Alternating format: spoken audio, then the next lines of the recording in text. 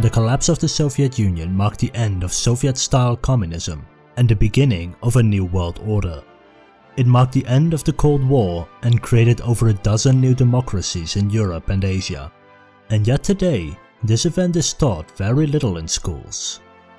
I asked friends from Russia, Slovakia, and Romania, but none of them learned anything about it, despite being born in former Soviet-aligned countries. Not even my parents, who saw it unfold on TV, could give anything more than the bare minimum. Well, Mom, today that's going to change. The collapse of the Soviet Union was a large and complicated affair involving dozens of different countries, regions, and peoples. Therefore, in this longer than usual video, I will cover the entire dissolution of the Soviet Union. I will cover the events and trends leading up to it. I will cover the revolutions in the Warsaw Pact countries, and I will analyze the actual dissolution of the Soviet Union. To explain why the Soviet Union collapsed, we first need to talk about what the Soviet Union was. In its simplest form, the Soviet Union represented a dream of a communist utopia, where every person works towards the greater good. A dream in which people would live at an unprecedented level of prosperity. A dream of peace and freedom. But it never even came close to that dream. When measured against these lofty ideals the Soviet Union set for itself, it was an utter failure. It was an incredibly inefficient system smothered by a vast bureaucracy. A nation which butchered 10 million of its own citizens in its name, and created one of the most repressive and ruthless police states the world had ever seen. It started in 1917 in the Russian Empire. Tsar Nicholas II was overthrown in the Russian Revolution by a group known as the Bolsheviks. The Bolsheviks were far-left revolutionaries. They were willing to try out a new ideology, an ideology called Marxism. This ideology was based on removing the class system, by controlling the wealth of a nation collectively, where society as a whole controls the means of production, thus removing the lower, middle, and the upper classes in society. And this new Marxist country was officially founded in 1922, but rather than turning towards the communist dream, it instead turned towards dictatorship. Under the rule of Vladimir Lenin and Joseph Stalin, the Soviet Union was slowly turned into a ruthless police state, where anyone even suspected of disloyalty could be sent to forced labor camps, as well as random people regardless of their loyalty. The leaders who would reign over the Soviet Union during its collapse were also the ones who grew up in Stalin's Soviet Union and experienced the cruelty of the regime firsthand. In the 1940s, the Soviet Union found itself at war with Germany. Last time I showed this map, a lot of people from Finland got angry that I included their country among the Axis powers, so to avoid any controversy this time, I'll just remove Finland. During this war, the Soviet Union conquered much of Eastern Europe. Some parts it annexed for itself. Other parts became satellite countries. These satellite countries were indirectly controlled through the Warsaw Pact. This pact was an agreement between the countries of East Germany, Poland, Czechoslovakia, Hungary, Romania, Bulgaria, and for a short time Albania. The Warsaw Pact was a complicated agreement between the countries, but in simple terms, the agreement guaranteed military support from the other nations in case of war, economic integration of the member states, and used the threat of invasion to make sure that all its member countries remained communist and loyal to the Soviet Union. After the Second World War, the Soviet Union and the United States of America became embroiled in a Cold War. This basically divided the world between the capitalist United States and its allies versus the communist Soviet Union and its allies. This division was personified in the Iron Curtain, a series of border walls and fences dividing Europe in two. When Stalin died in 1953, the new Soviet leaders decided to lift many of the most repressive policies. There were several reasons for this. The first was the moral argument. Most people thought that a system of forced labor camps, constant fear, and the abuse of power was morally wrong. The second argument was pragmatic. A system based on corruption, oppression, and loyalty was a lot less efficient. And so the Soviet Union released prisoners, removed many systems of oppression, and even renamed many places bearing the name of Stalin or Lenin. Under this process, people's lives became a little bit better.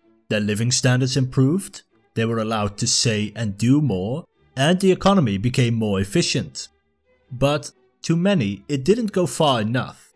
The USSR, which is short for the Union of Soviet Socialist Republics, which was the official name of the Soviet Union, the USSR was doing relatively well in terms of economic growth in the 1950s and 60s. But by the 70s and 80s, it was lagging behind. Its economy grew slowly, the leadership became averse to change, and some of the freedoms given were reversed. This meant that while the lives of people in capitalist societies were improving, such as Japan, West Germany, and the United States, the lives of the people in the Soviet Union and its allies remained at a similar level as the 1960s.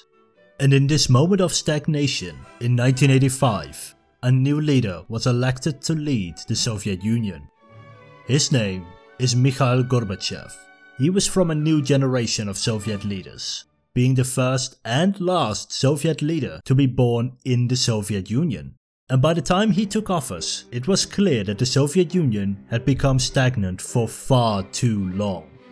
Something needed to change, or else the entire system would slowly collapse.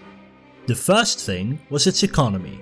The USSR's economy was a so-called command economy.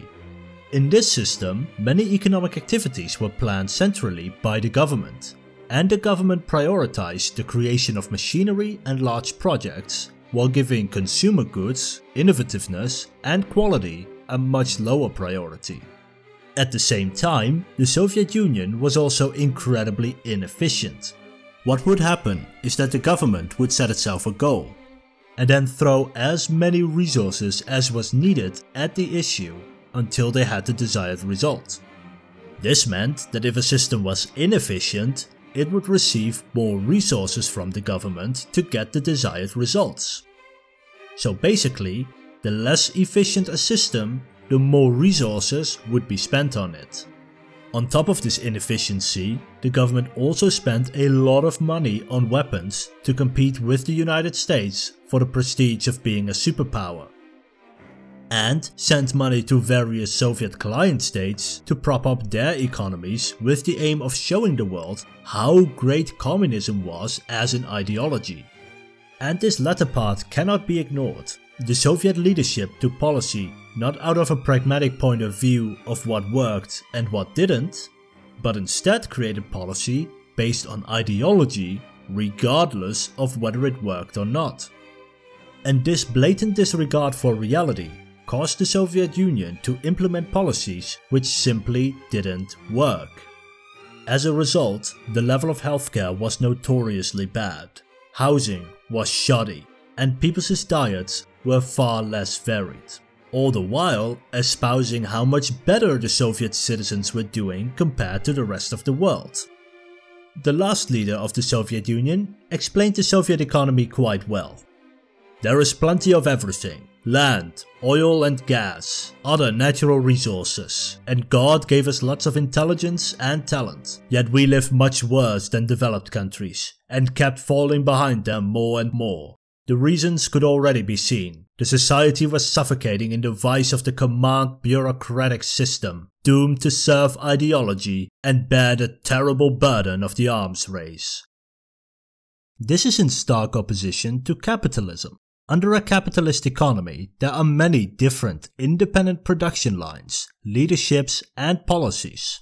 Each business, each organization, each entrepreneur has to constantly compete with all the other ones in order to survive. If a company falls too far behind their competitor, then they will eventually go bankrupt and thus remove the least efficient actor from the economy, as long as a healthy capitalist economy is maintained. Gorbachev realized the state the Soviet Union was in and felt it was in drastic need of reform. He wanted the Soviet Union to finally realize that old communist dream. The dream of working towards the greater good. The dream of prosperity. The dream of freedom and peace. He felt that after Stalin, the Soviet Union should have given far more rights to the people and created a healthy communist system. Gorbachev wanted to end the secret police spying on people, feeling it was both immoral and a waste of resources. He wanted to give freedom of speech and freedom of the press, believing that criticizing the government would help the government to improve. And he wanted to end the tight grip on power at the top, instead letting local leaders solve local issues which they can do more effectively than a central government in Moscow. As Gorbachev's foreign minister said it best in 1984, "Everything is rotten. It has to be changed." But the new leadership did not believe that the communist system as a whole was a bad system. They thought that the system the Soviet Union used was a bastardization of communism, a bloated bureaucracy unable to serve the people it governed, and therefore wanted a communist government not based on fear and suppression, but a communist government based on serving the people. I am not ashamed to say that I am a communist and adhere to the communist idea. But change isn't easy, and there are always those who oppose it. So the first thing Gorbachev did to make change happen was to remove many government department heads from their position and replace them with people more open to change. Many of those open to change were of the new generation, like Gorbachev, well educated and were just as frustrated with the lack of reforms from the previous Soviet leaderships as he was. Some of those names you might even recognize, such as Boris Yeltsin, who would become the first president of the Russia we know today. One of the first things the new Soviet leadership did was to improve diplomatic relations with the rest of the world. This strategy had three goals in mind. First was to attract foreign investors. The Soviet Union had mostly been relying on its own resources. But as the Soviet economy lagged behind developed countries, they saw opening up as a great way to get foreign resources into the country to grow the economy. Secondly, the USSR could openly trade with the rest of the world. It could export its own products and resources to the outside world, which would improve the Soviet economy. And lastly, the Soviet Union wanted to improve diplomatic relations with their longtime rivals the United States of America and its allies in order to end the Cold War. This way, the Soviet Union could stop the expensive arms race and spend more resources on building up the country instead of building up arsenals. While the USA announced to increase military spending to fight the evil empire that was the Soviet Union, the USSR announced it would stop participating in the arms race and was going to withdraw its troops from foreign wars such as Afghanistan, and that it would reduce its military presence in its Eastern European client states. The second major policy was to reform the Soviet economy. This reform was called perestroika. This is a Russian word which means restructuring. What is often overlooked is that this restructuring wasn't a single policy. Rather, it was an overarching term for various complex economic policies undertaken from 1985 to 1991. But all these economic policies had one goal in mind: to increase the economic growth of the Soviet Union so its economy would become on par with that of Western economies. At first it only included minor changes, such as trying to bring foreign investments to the USSR. But by 1987, a policy was implemented to overhaul the entire Soviet economy. The plan was to transform the Union from a command economy to a mixed economy. What this meant was that rather than controlling all aspects of the economy from Moscow, some parts of the economy could be planned by local officials and by local businesses themselves. These changes included letting people own a portion of the businesses privately, instead of fully owned by the state. Businesses could set their own production targets based on demand. While they would still need to produce a minimum amount set by the government, they were allowed to produce more and sell those products for a profit. These businesses were allowed to determine their own prices instead of mandated prices by the government. Businesses became self-financing, meaning that they had to pay their own wages, supplies, etc. The government was no longer going to prop up failing businesses, and businesses would be owned by the workers instead of the government, giving employees of a business a stake in the operation of said business. And lastly, the government was no longer going to regulate detailed production plans for businesses. Instead, it would only set general guidelines and investment policies, and businesses were free to figure out the best way to run their production. But this was a mixed economy, not a fully capitalist economy. In the case of this new Soviet model, this meant that the so-called means of production, such as machinery, was still owned by the government. But the transition didn't go as smoothly as was hoped. This is because the Soviet economy relied on the central government too much, and it would take time to transition to the mixed economy. During this transition, the economy would perform a lot worse. But this transition wasn't expected to last too long, and that people would notice the improved economic conditions in just a few years. But that didn't happen, and there are many reasons why. The first is that the Soviet government didn't know how deeply mismanaged their economy actually was. In fact, the State Planning Commission didn't even have a model of how the economy functioned. It turned out that by no longer subsidizing so many failing businesses, even fewer products were available to people, as those businesses now needed to rethink how they were going to keep functioning. This led to shortages, so the government had to ration resources, which meant that there were long queues at stores that are often popularized in relation to communist economies. The second reason was that the government now earned less in tax revenue as the economy was slumping, while increasing spending on things such as pensions. This caused the government to have a huge budget deficit, spending 12% more than they earned in taxes, resulting in a government that was nearing bankruptcy. None of this would have been an issue if the USSR transitioned its economy fast enough. That way, it could have created a far more efficient economy that would have produced enough products and become highly competitive. That economy would then allow the government to earn more in taxes and thus allow the Soviet Union to spend more money on improving living standards. But this didn't happen. In his farewell address, Gorbachev explained that the old system collapsed before the new one had time to begin working. And aside from a shift in foreign policy and a shift in the economy, the Soviet Union also implemented a third large set of policies aimed at giving people more freedoms. This was called glasnost. This is a Russian word that means transparency. These policies included lifting the travel restrictions, meaning people could now travel to the West, allowed the publishing of previously banned books and movies, removing the tight grip of the omnipresent secret police, publishing secret documents about the Soviet Union concerning sensitive topics, such as the Chernobyl nuclear disaster, and lifting restrictions on freedom of speech and freedom of the press. These new policies caused a flood of new ideas, ideologies, and political movements to form across the Soviet Union.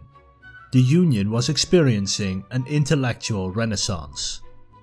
Aside from personal freedoms, glasnost also included political reform. The new Soviet leadership wanted a democratic Soviet Union. They did not believe that a communist country cannot also be a democratic country. In fact, many believed that the two were complementary, because if you need to answer to the will of the people every few years, then leaders would be held accountable for their actions to the same people they were ostensibly there to govern. And it is important to remember that the people of the Soviet Union and its communist allies were neither blind nor stupid. They were aware that they were being lied to. They saw that the propaganda they were shown conflicted with the reality of what they saw with their own eyes. But what they did not know was just how much they were being lied to. Until now. Because as glasnost flourished, people became more and more aware of the conditions in their country, while at the same time being allowed to criticize the government more and more. It was hoped that glasnost would spark a renewal in communist thinking. But instead, the combination of worsening living standards and greater freedom to criticize meant that people weren't thinking about improving communism, they were thinking about leaving communism. And as so often happens with the fall of empires, the trouble started at its fringes. Up until this point, everything had seemed relatively calm in the Soviet Union and its allies. People were gaining more freedoms, the government was actively trying to improve the prosperity of its citizens, and it appeared that a Cold War might actually end. There was a general feeling of hopefulness at this time. But then revolutions started popping up. The first was in Poland, in 1988, when people began protesting for workers' rights, such as legalizing trade unions. These trade unions then managed to bargain with the government to get freer elections in Poland, and as non-communist parties were now allowed to compete in elections, the trade unionists formed their own party, competed, and won the election on August 19, 1989, giving Poland its first non-communist government since World War II. The most important thing that the Soviet Union did during this Polish Revolution, however, was nothing. This wasn't the first time a Soviet satellite state underwent a revolution. In 1953, the Soviets put down protests in East Germany. In 1956, Hungary's revolution was crushed by Soviet forces. And in 1968, the Soviet Union, along with 4 other Warsaw Pact countries, invaded Czechoslovakia because they were becoming too liberal, such as giving freedom of speech. But now the Soviet Union didn't send in their troops. And this got people thinking. The next country to steer away from communism was Hungary. This country had always been one of the most liberal communist states. The Hungarians even had a saying for it. Hungary is the happiest barrack in the Eastern Bloc, which I'm told sounds even better in Hungarian. Mass demonstrations on March 15th of 1989 persuaded the Hungarian government to start negotiating with the new political parties that were forming in their country. These negotiations included an overhaul of the legal code, establishment of a constitutional court, and allowing free elections. Ironically, many of the people who are eroding Hungary's democracy at the moment were part of those negotiations. General elections were held on March 24, 1990, with Soviet forces ending their occupation a year later on June 19th. Just as with Poland, the Soviet Union did not take any overt action to stop Hungary. While in this process towards a freer society, the Hungarian government removed their border fence with Austria, opening the communist Hungarian border with the capitalist Austrian border, thus creating an opening in the Iron Curtain. For the first time in decades, people could now move relatively freely between the communist East and the capitalist West. Many people who lived in East Germany at the time took this opportunity and decided to cross the border to Austria and continue on to West Germany, where they were treated as full citizens. East Germany, which had the official name of the German Democratic Republic, or simply GDR, found these recent events in Hungary very troubling. In the 1950s, 3.5 million people fled to West Germany. In response, the GDR built the Berlin Wall around West Berlin, which was controlled by West Germany. But with this opening, many people tried to use it to flee to the West. And so the GDR closed its borders with fellow communist countries, leading to nationwide protests. Unlike in Hungary and Poland, these protesters were arrested and beaten by their own government. As more people were being abused, more people showed up to protest. The GDR was counting on Soviet troops coming to support their government. But they never came. And so, eventually, to appease the protesters, the borders were opened again and the GDR decided to let people travel to West Berlin directly. In a few months. But at the press conference where they wanted to tell people about this new policy, the press secretary mistakenly told reporters that the border would be open immediately. The words were spoken, the people had listened, and the crowds gathered at the border checkpoints. As you can imagine, the border guards were more than a little confused when thousands of people showed up asking to pass through their checkpoint. With no instructions from their superiors, the guards relented and opened the gates to West Berlin.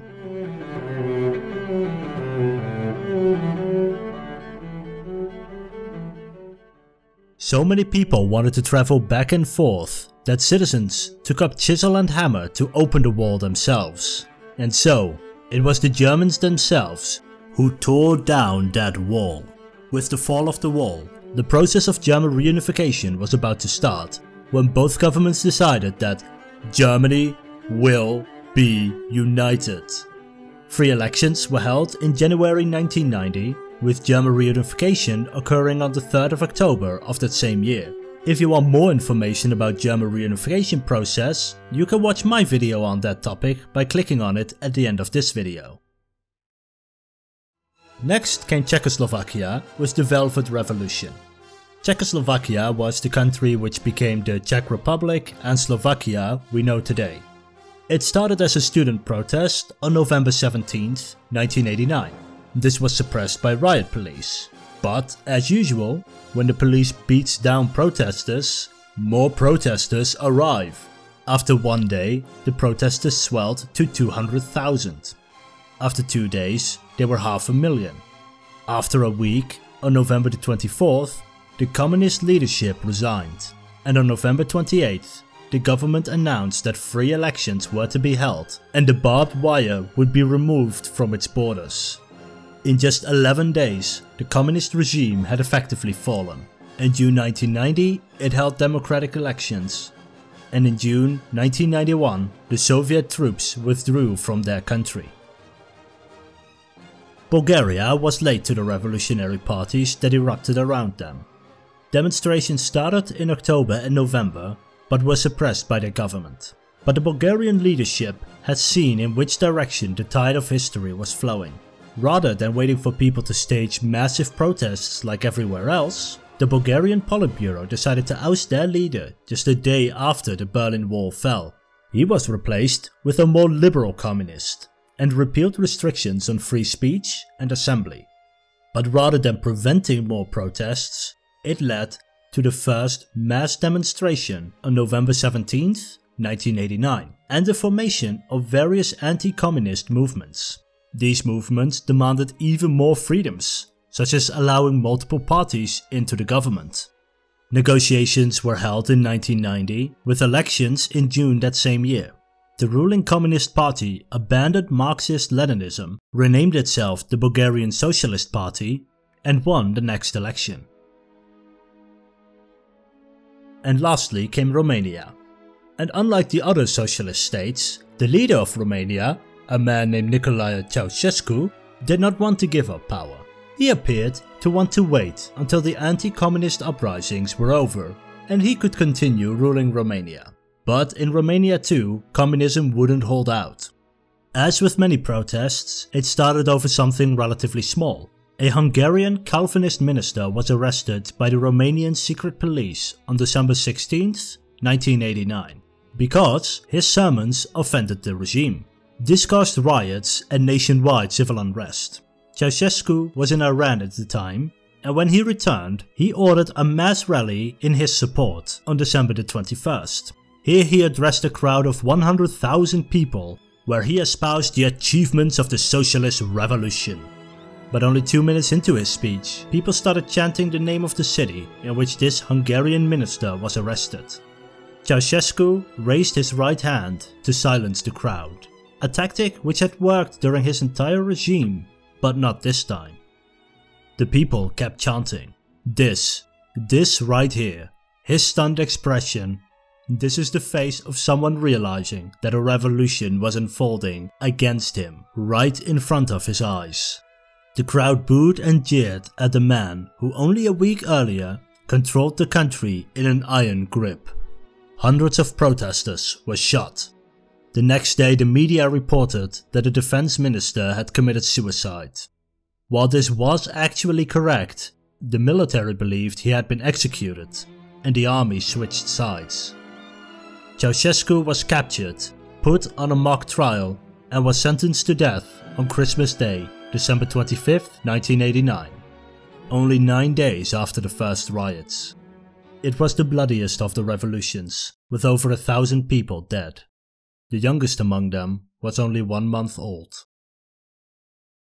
At the start of 1989, the Eastern European countries were all considered stable socialist countries. By the beginning of 1990, all Warsaw Pact nations had experienced a political revolution. Except the Soviet Union. It had thus far remained relatively stable, but 1990 was the year where this would change. It started with the Soviet Union allowing mostly free elections where people could vote for multiple parties, rather than only the communist parties. This allowed the various republics, which comprised the Soviet Union, to elect non-communist parties to their parliaments, resulting in a wide range of new parties being registered all over the Soviet Union.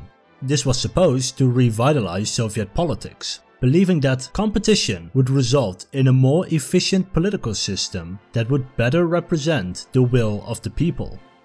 What happened instead was that most people who were unhappy with the communist government voted en masse for independence movements. This was most prominent in Lithuania. A new political movement won most of the seats in their parliament as part of the Communist Party, and thus they practically took over the party in Lithuania and Lithuania's governance. The day after the elections, the new Lithuanian Assembly declared itself independent from the USSR. As a result, the Union of Soviet Socialist Republics lost the Lithuanian Republic. But rather than sending in the Soviet army like so many countries would have done, the USSR decided to implement an economic embargo on Lithuania.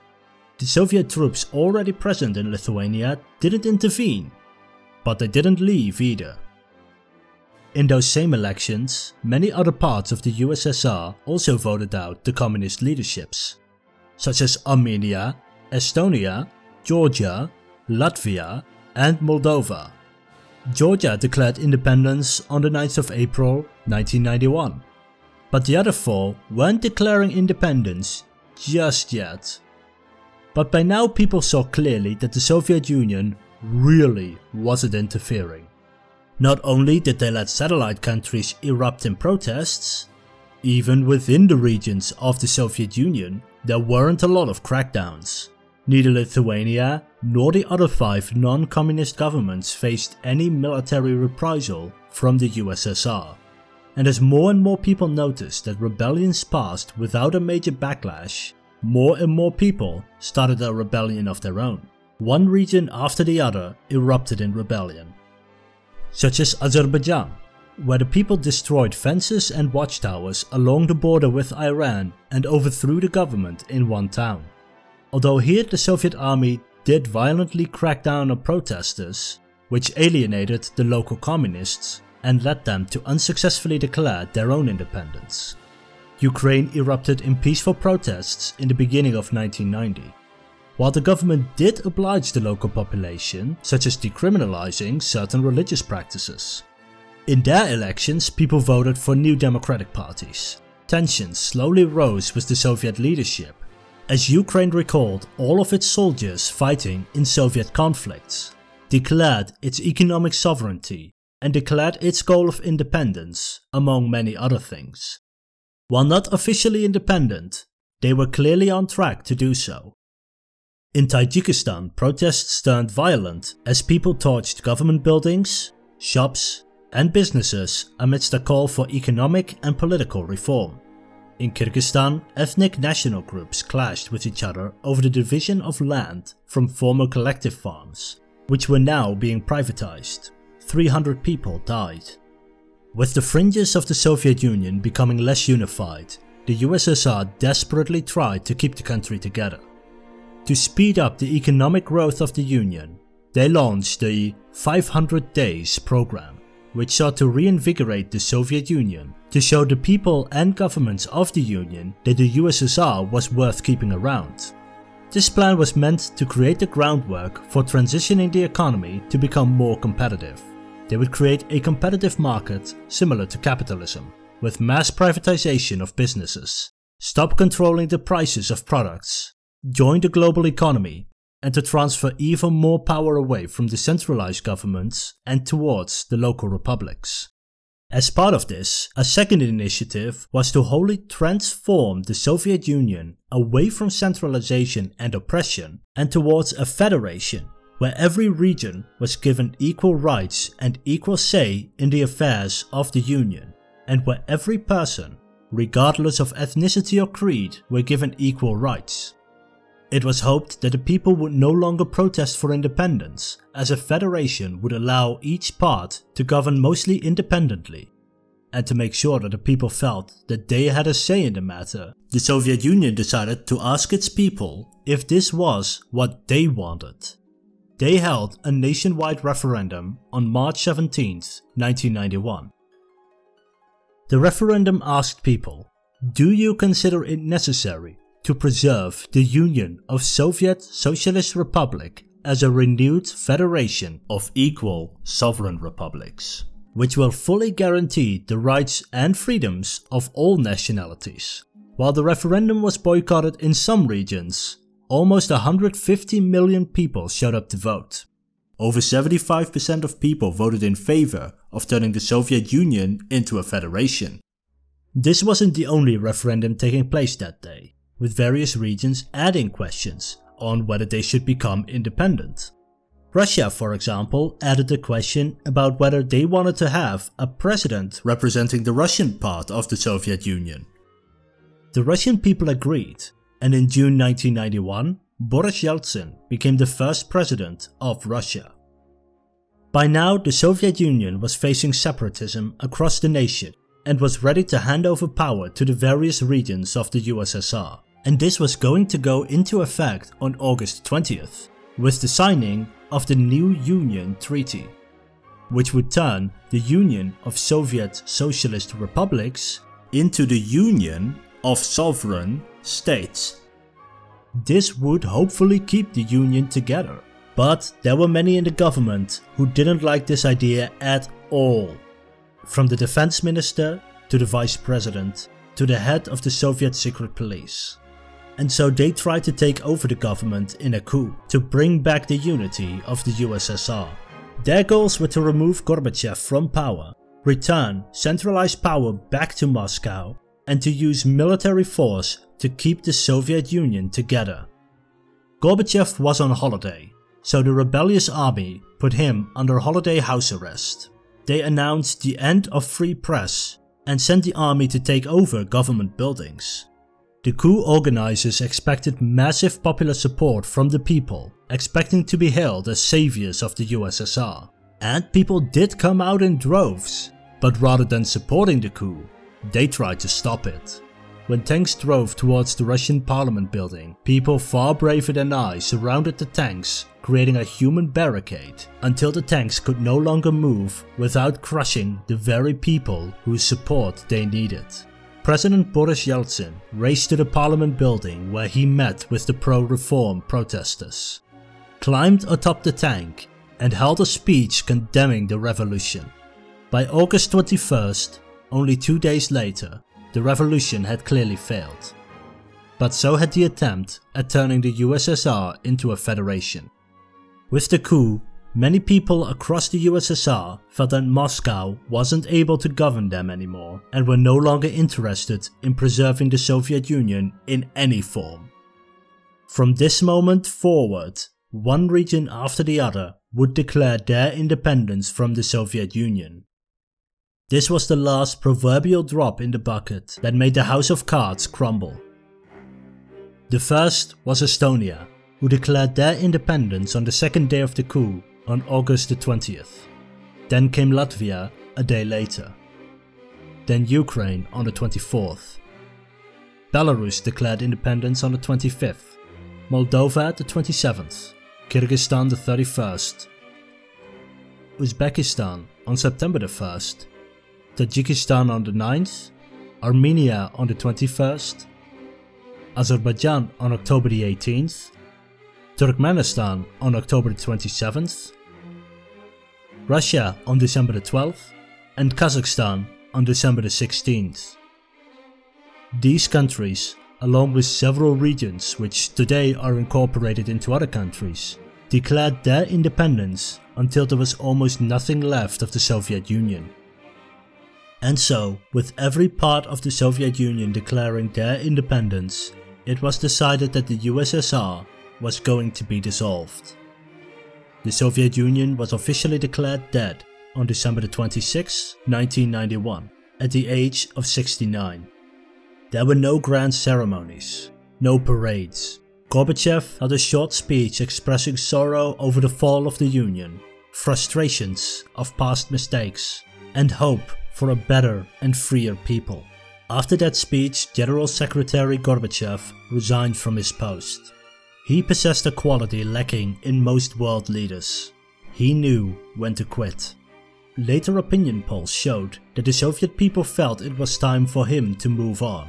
Not because they thought he had failed, but because he had served his purpose.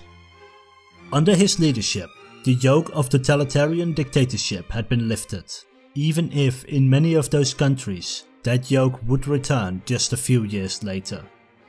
And so ended the Soviet Union. If you liked this video and want to help me reach more people, then please like, comment and subscribe. If you want to help me out financially, then you can do so at my Patreon account. The link is in the description. This was Comrade Avery from HistoryScope. Thank you for watching.